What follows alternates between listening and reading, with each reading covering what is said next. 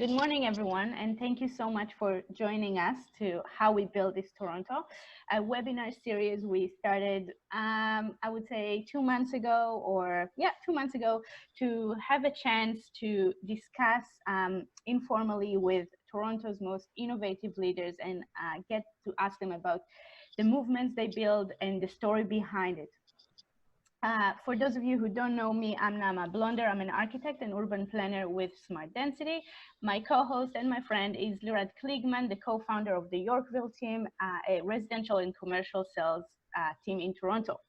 And so thank you again for being with us today on a Monday morning. And with that, Lirad, please introduce our very special guest. Thank you, Nama. So we are privileged to be joined today by Andrea DelZotto today. As an executive and board member of Tridel, Andrea is focused on transforming the way Tridel approaches community building to further its leadership in the GTA market.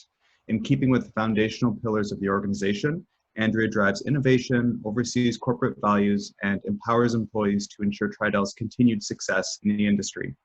Fueled by her curiosity about the way people live, Andrea started ADZ Ventures, an innovation group that seeks to understand the challenges of city living and develop solutions to improve the quality of urban life for people of all ages. At ADZ Ventures, Andrea co-creates, partners with, and invests in real estate ventures that align with this mission. Andrea is also a passionate thought leader and speaker in the condo and real estate development space, including innovation, green building, prop tech, and women in business and leadership. Andrea, thank you very much for joining us today. We really appreciate your time. So to start off with, why don't we set the stage and let us know a little bit about the core motivators that led you down your path. Sure, thank you for having me. Thanks for joining everyone, and happy Monday, as Nama said. It's always an interesting question, the core motivators, and everybody is motivated by very different incentives and factors. So my path is always a little bit different, I say, because I don't know if it's whether you're fortunate or unfortunate, but you have some clear boundaries on your personal and professional life. We don't have those boundaries set so clearly over the past 4 months, but my professional career and my personal life were always very intertwined and collided, so to speak, being in a private family business. So, I'd say my first motivator was really to preserve a legacy that I was fortunate to become part of. And it has a very strong foundation, obviously. And the other motivator was really to build upon a legacy. So I had, one expression I often say is talent is universal and opportunity is not. And I was really fortunate to have opportunities to get a great education, to be in an environment where there was an existing legacy, and now to be part of how do we grow that legacy and how do we stay meaningful in a world that is changing so rapidly. So I would say a lot of my motivation deals with the legacy, whether it is preserving it or building upon it.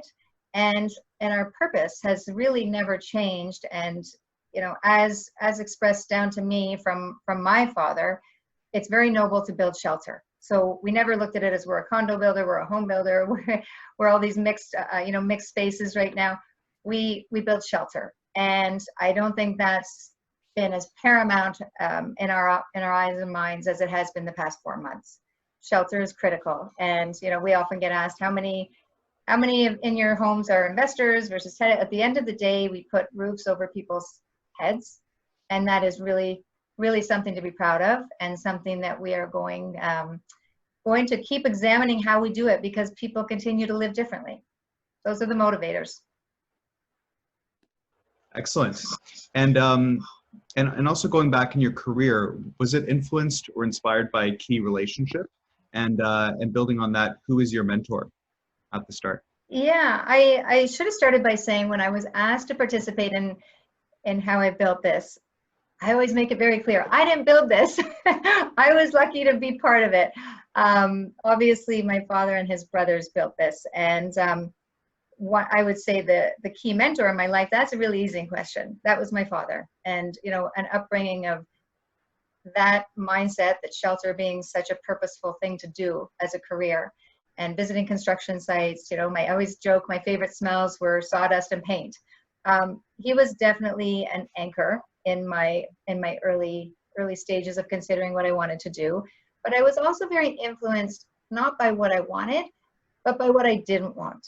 So I think that's a bit of a twist, because I was brought up in a very traditional upbringing, and there were definitely certain roles that people played, and I knew the role that I didn't want to play. So even as a woman, I would have people perhaps say to me, well, unless you have unless you're a doctor and you have patients, or you have certain people that are reliant on you, you should stay home with your kids, and you should. And I thought, that's not me. So if I'm supposed to, be of service to my family and my community, and that's my sole purpose, I actually felt like I was doing my community and my family a disservice. So that's where I was motivated by what I didn't want, and I used that to drive me. I was also very influenced, I would say, by what I studied, which I didn't really think I was going into this business, but I ended up studying sociology, and I really fell in love with how people live. And people will often think of us as a builder, but we always bring it back to lifestyle. And I think that ended up being a very kind of magical fit. So how people live, not just what we build, but how they live. And that's where I think my different perspective might add a lot of value to what we do and how we do it every day. And I'm really glad you're bringing this story up. In my view, you're one of the most active, passionate feminist leader in our industry, and I want to ask you about what, if you can share with us a main challenge that really scared you, that you recall now going through it, and maybe doubt even overcome it. Can you share one of those great challenges? Yeah, there's a lot of challenges, and there still are challenges. But picking up on what you left off as a female leader, and I think from the moment I probably stepped into the role in a family business, there was that big nepotism word, right? And that was a big challenge and big obstacle. And I think I've grown and I've learned a lot on how to deal with that. But I made it very clear, if I speak to the whole company, even on opportunities that I might have been given, I make it very clear that I want to be known by my first name and not my last name. And even my own kids who see me working, will say, oh, it's okay, you can be late for work. And they said, the boss is your dad. And I say, I actually have to work harder because of that. I don't want any free passes. I don't want any shortcuts. So that was always a challenge. And then once you get past that, there's almost this culture, which is fortunately changing.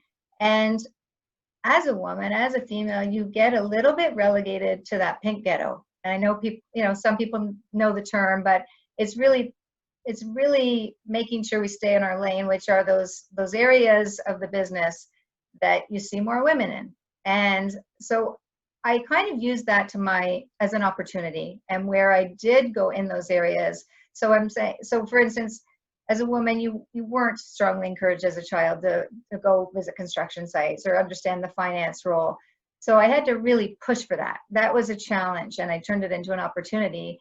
And I showed, just by thinking differently, even in the areas that were kind of my lane, that I could disrupt them a little bit and change the status quo. And it's not change for the sake of change. It's change that's meaningful change.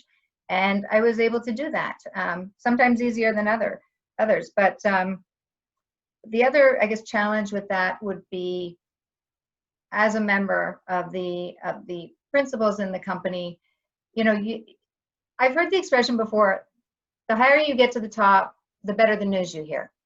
So it gets a little bit filtered. So I would notice, well, we don't want to tell her that because she'll go tell her dad, and she'll go tell, and I really from the very get-go didn't have a problem with that, because my intention at business was not to make friends. My intention was to do what is best for the business.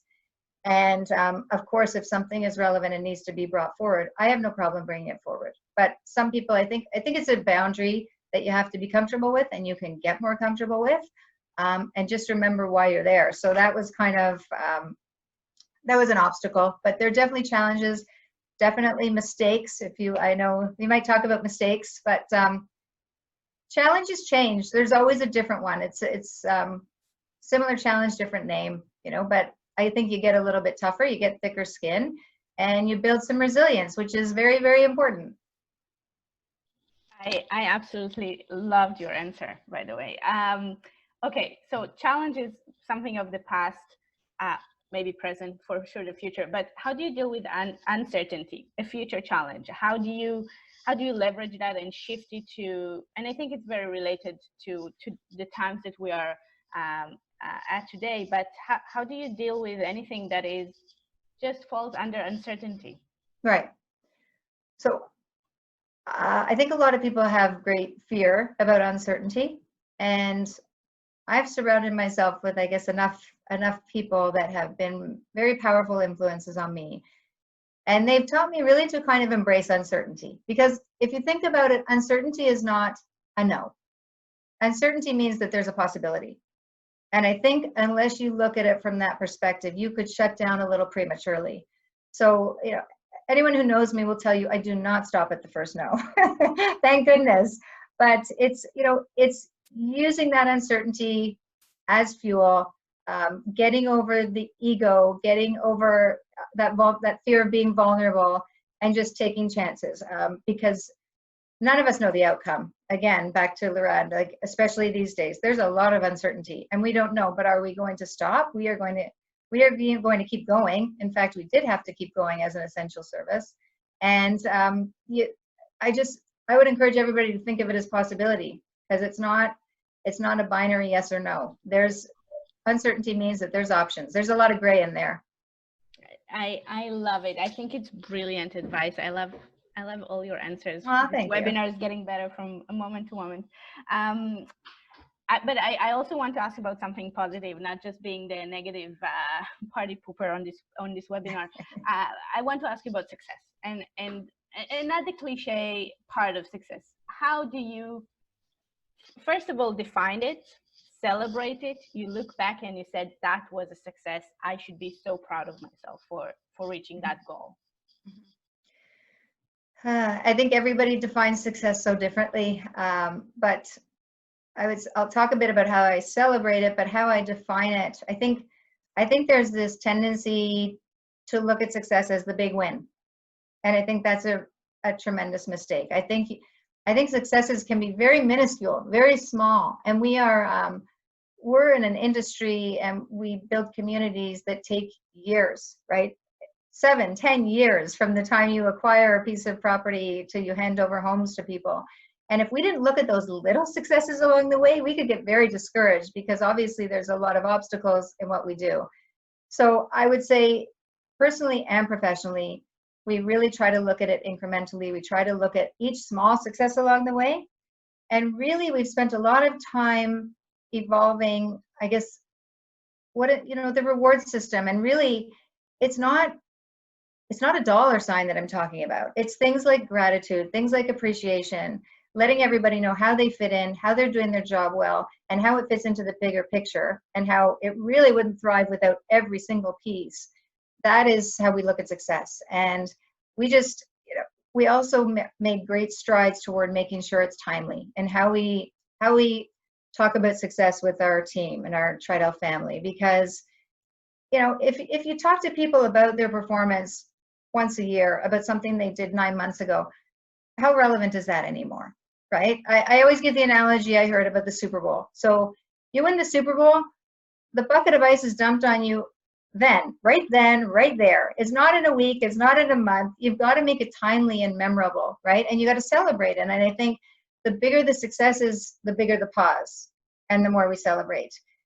Given the situation we're in now with the pandemic, we have our annual long-term service awards, and that is always a great evening everybody looks forward to in a venue, with great videos and sharing a great meal, 4-hour evening. That didn't happen this year, but it is so important to celebrate those people that we made sure it happened in a virtual setting.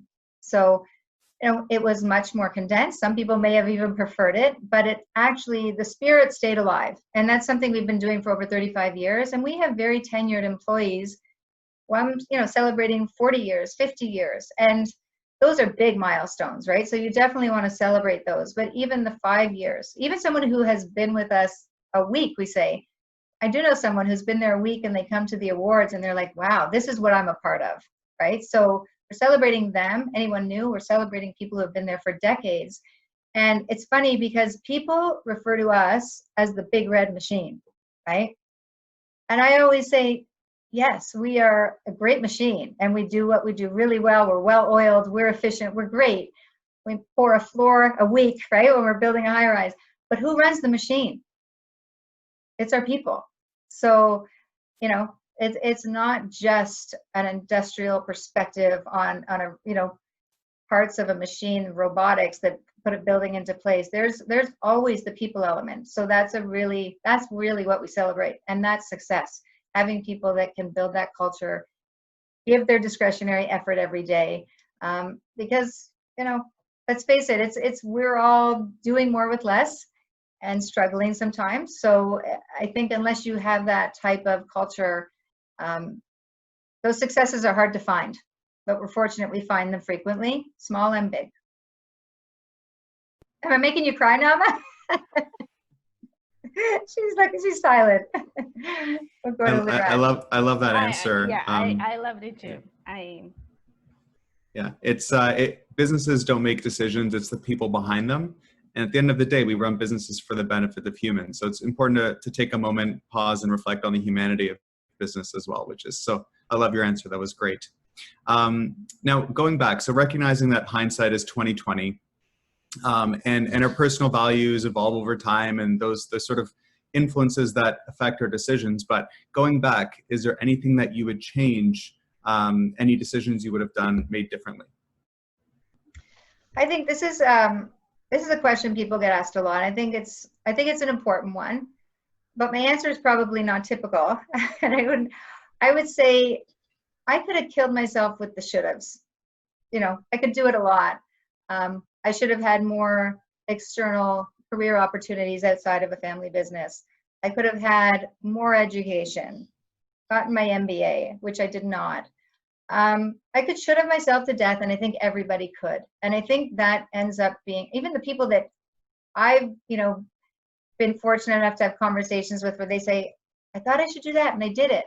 And there was still something missing, or I thought I should get that. And once I'd reached this stage, I'd be satisfied, or I'd have this kind of I've achieved sense of achievement. And that's not the case. So I think I can either drown out the noise, or I can let it deafen me. And I just choose to let it drown out all that should haves. And I choose to have the voices look forward. What are the things I'm going to do? Not what could I have done? And it might sound cliche, but really, I believe strongly in looking forward. And I'm a bit of a, I guess you'd call a malcontent. So I'm always looking for things that can be done better. And not that there's anything wrong. And that's what probably makes it so challenging, because we've got a lot of things right. So that makes it a little more difficult to look for what's wrong. But I think that we talked about mistakes, we talked about challenges, and, you know, what are the obstacles in my path? And I think the obstacles are not in my path. The obstacles are my path. And like most people, I learn equally as much from my successes as my failures. So no, I think you do the best that you could do at that particular time. And that's actually probably one of the main ingredients in my mind of success. And if you continue to do that, then there's really, you don't look back and think you could have done differently, because you did your best. So the obstacles are really, really important. And that's where the growth comes from. We all know that. It's great. And I think this will lead really well into the next question, which is, what are the sort of key wisdoms and life lessons that you wish to impart on the next generation? You've had such a long storied career. You've learned so many lessons. What do you think are the key things that people should know? Yeah, I've been really fortunate to learn a lot of great lessons from great leaders, and I get to call them dad and uncles. So we're in a bit of a hybrid model with our board right now, and I would say the learning goes both ways, and we're very open, and I think that's very unique and a very fortunate position to find yourself in. One of the things, picking up on where we talked about, you know, the past and the current situation being so different, I think we're all looking at and considering this is our new normal. So is what we had normal? And should we be looking at things differently? because now is the time. So even like I'm saying, this hybrid dynamic on a board, what might have been normal and traditional can be questioned, can be turned sideways, upside down even, and dissected a little bit differently these days. And that's a life lesson. I would just encourage people to ask, what's normal? Because what other people may impose on you as normal, you may not think is normal. And that's one of the growth opportunities I had and mistakes I would look back on, is just because you're a different voice in the room doesn't mean that it's wrong. So be sure to question things. And I'm grateful that you used the word curious to describe me, because I'm an extremely curious person and always questioning things. And it might not make me a lot of friends sometimes, but I do it with very good intentions of coming up with things that are innovative and able to challenge the status quo and take advantage of new circumstances and new opportunities. So, when you ask yourselves those questions, what's normal? I think some of it can't be solved for in a traditional setting. And that's definitely what I was finding. And you mentioned ADZ Ventures. So that is something that I created as an adjacent space to do that work, that investigative work, because we are so busy and talented at what we do, but we need to look at it a bit removed. And I've always heard, there's no answers in the building. Go out to the edges of the building. So when I do things like go live in one of the condos we built, pick up my family and do that, to observe how people live and what we build, it gives you a great sense of pride, but it also gives you awareness and insight that you cannot get from our corporate office, or you cannot get by studying a floor plan or even a focus group. And that's where I find the kind of real gold that delivers on how we can make improvements and what the opportunities are. So ADZ Ventures, I created to have a space. I say Tridel is kind of like the really steady, solid cruise ship. And this is a bit of the speedboat. And I don't think they can coexist so easily, but I think they can work together. And I think that collaboration is innovation is a really great strategy to achieve it. And I hope it proves to be a good partnership. But it is an entity that will bring opportunities for doing things a little bit differently and looking at the challenges. And we've been building homes for 80 years, but what that means, what home means and how you live in it, as I said, is very different. And there's a tremendous amount of different factors that influence what we do. So how do we solve those? And I think you need a bit of distance and maybe some different brains around it. So I'm excited about figuring out what's normal and changing that definition a little bit. I'm not muted. Okay, great. Can you tell us more about how, I'm asking specifically about ADZ Ventures, about how is it like to build something that is new and exciting, and for this audience that is definitely young professionals who perhaps want to do something on their own. Can you tell us more about the behind the scenes of ADZ Ventures? Yeah, I think it's, I guess I'm my father's daughter in the sense that he was a risk taker. Right? So he started building homes with his father. He'd do a house on this lot, a house on this lot. And then he got curious and he said, what if I divided that lot and did 2 houses on a lot and then 2 houses on this lot? And then I think, imagine that footprint just went like this, right? So they were curious and they tried new things. So in the sense, I have that courage to try new things, which I'm very grateful for. And as much as even in a family business where you say, you want people to have an owner's mindset, treat the company like your own, the budget like your own. When it's really your own, it's quite different. And I am learning a lot. And when I hired the first employees of the company, I said, oh my gosh, I'm really, really responsible for something here. And there's, there's backup in the people that are working with me on it, but it's a different sense of responsibility. I'm a steward of a legacy at Tridel, and I'm creating hopefully a legacy on my own at ADZ Ventures. And I think it's something that it feels right. Another thing my father always said was I had more nerve than brain. So you got to have a little nerve. And Andrea, I'm taking notes here. I love your choice. I'm glad I got that from him. But also to take the risks and learn from your mistakes. It's so cliche, but it's true. But we wouldn't have been building homes for 80 years if he didn't take those risks. So we have time for our last question that we ask all our speakers or guests. Can you recommend a book that you wish all of us could read, and that's something that really influenced you as a leader? Yes, I had the pleasure of hearing someone speak once. His name was Rasmus Ankerson, and you're going to thank me because it's a very short book. And I think we're all with the appetite for brief, kind of concise pieces of information. So it's actually a book that we give to all our new employees. And I read his book. It is called Hunger in Paradise. And this fellow really has a very interesting background. And I'd say that the essence of the book is no complacency.